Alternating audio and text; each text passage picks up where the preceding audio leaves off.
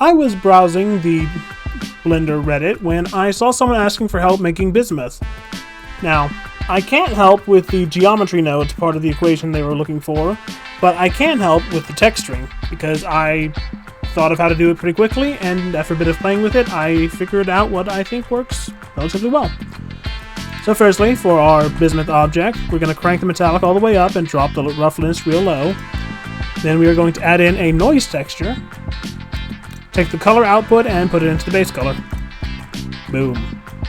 Bismuth. Of course, it's not that simple if you want it to have a little more pizzazz to it. Firstly, we'll drop the noise scale a bit, because I think the default is a bit high. And now we will add in 2 copies of hue saturation, making sure it's connected correctly. Crank the saturation of 1 all the way up. That lets us have a more higher iridescence. You can play with it a little. On the other one, we can do the same. We can also lift the value a little on the first one. Play with the hue if you want to change, the hue of it. You can lower the saturation if you want it less iridescent. Lower the value a little. Up the saturation if you want it more. Just put it about like that. And of course, for the, to elevate it from being a flat texture, we will put a bit of displacement and just a little bit of noise.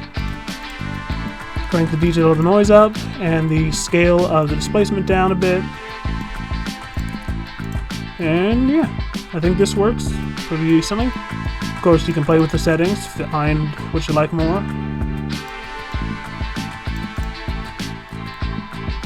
But I think this is a pretty quick and easy chromatic metal texture setup. I think I'll drop the scale a little bit more.